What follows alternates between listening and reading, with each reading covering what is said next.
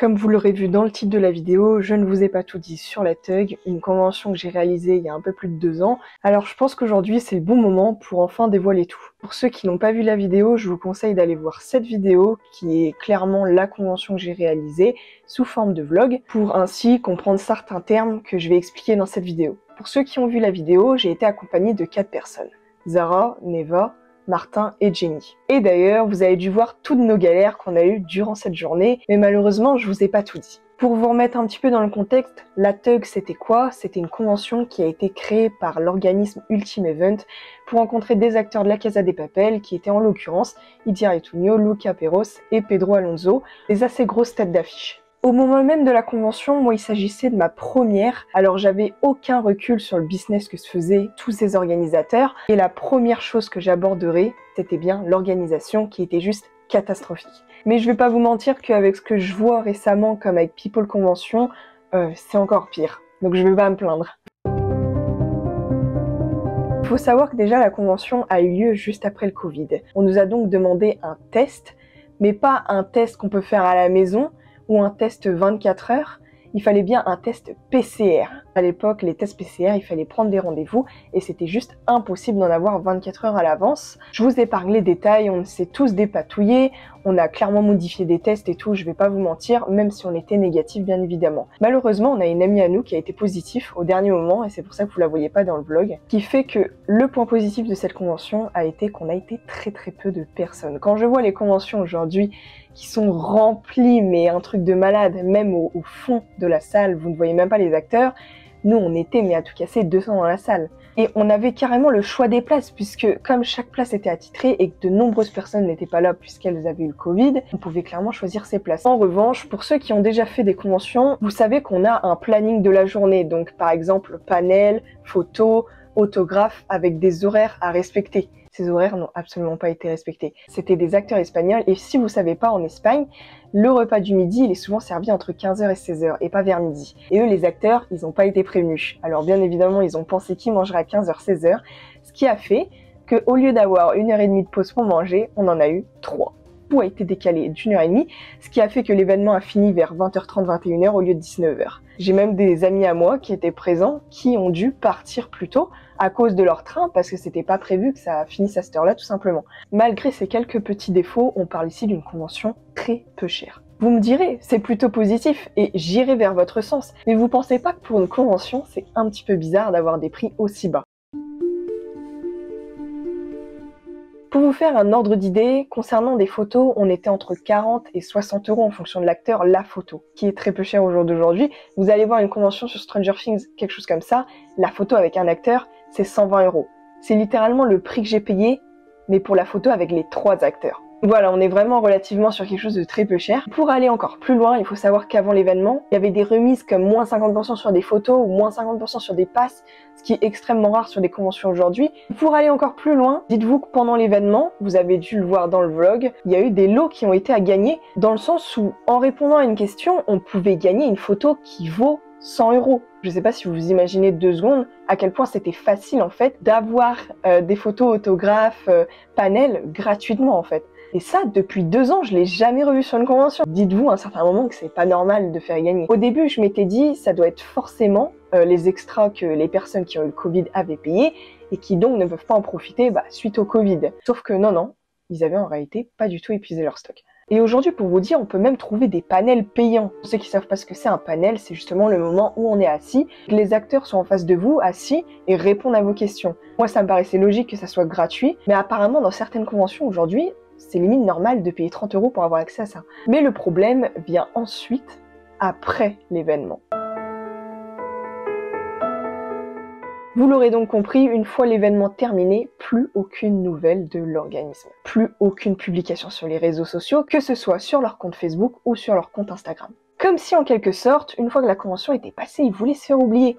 Et d'ailleurs, quelques semaines plus tard, leur compte Instagram a été renommé par Donia. Mais qui est Donia? Tout simplement, c'était la propriétaire de l'organisme Ultime Event. Et aujourd'hui, il est impossible de retrouver des traces de ce compte. Il est devenu privé, je ne suis plus abonnée depuis un certain temps, vous ne retrouverez plus aucune trace. Mais par contre, du côté de Facebook, j'ai toujours été dans le groupe et je vous affiche la publication que cette certaine Donia a écrit plusieurs mois après l'événement. Comme indiqué dans ce message, il est indiqué que Ultime Event va donc être repris par un autre organisme à cause de leur faillite liée au Covid. Ce qui maintenant n'est pas très étonnant vu tout ce qu'ils avaient fait gagner et honnêtement je pense qu'ils n'ont pas dû être dans le positif suite à cette convention. Sachez maintenant que cet organisme n'a jamais été repris. Après 2 ans, on n'a jamais eu aucune trace, ni même d'un organisme français qui le reprend, ni même d'une continuité. Ultime Event était laissé à l'abandon. Vous l'aurez donc compris, l'officialisation de la TUG 2 lors de la TUG où j'étais présent n'aura jamais lieu. Tout simplement puisque ça fait 2 ans, le compte n'a pas été repris et aucun acteur n'est annoncé. Malheureusement, je pense que tout simplement de nombreuses personnes se sont fait arnaquer. Je n'ai jamais su si des personnes voient cette vidéo. N'hésitez pas à me dire dans les commentaires si vous aviez eu le Covid et que vous n'avez pas pu être à la convention, est-ce que vous avez été remboursé?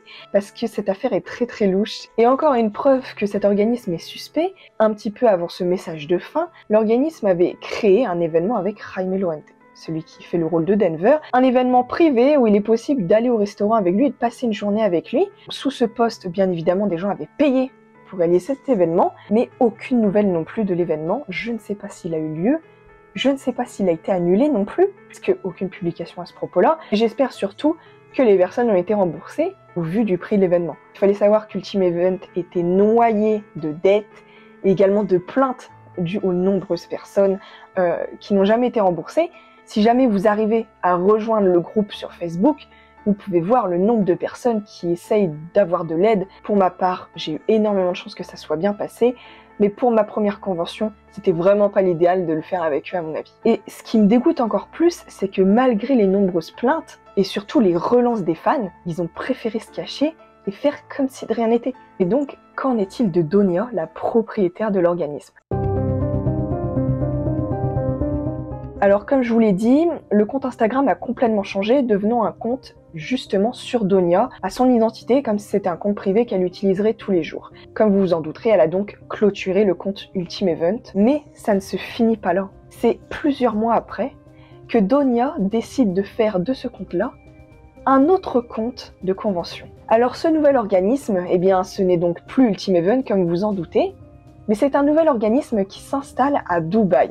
Oui, vous avez bien entendu. Elle a donc créé un nouveau nom, créé un nouvel organisme, et tout cela dans un nouveau pays pour que personne ne puisse la retrouver. Aujourd'hui, je ne sais absolument pas si cet organisme a marché, a fonctionné ou même a coulé, mais j'espère en tout cas que s'il y a eu des conventions, les gens ne se sont pas fait arnaquer. Et réellement, aujourd'hui, je pense que c'est un réel combat pour plusieurs personnes suite à cet organisme qui ne se sont toujours pas fait rembourser après des mois. Aujourd'hui, c'est devenu un attrape-couillon, mais d'un niveau, mais même pas comparable. Quand je vois les gens aujourd'hui qui vont payer des conventions, près de 400 € pour seulement l'entrée et une photo avec un acteur, mais je sais pas si vous vous rendez compte, je peux comprendre que vous rêviez de voir votre acteur, mais réfléchissez à ce que vous avez pour le prix que vous venez de mettre. Mais quand je vois 150 € la photo avec un acteur, je suis horrifiée. Surtout quand je vois les conventions d'aujourd'hui, où il y a des malaises sans cesse, il y en a qui passent même pas, n'ont même pas leur photo, et moi-même, je trouve super le concept des conventions, de pouvoir voir son acteur préféré, mais je vous conseille réellement, dans ce cas-là, si vous voulez absolument, de vous renseigner sur l'organisateur. Ça n'a pas été mon cas, je me suis pas renseignée. J'ai tout de suite été émerveillée tout simplement par les acteurs qui étaient présents. Renseignez-vous sur l'organisme.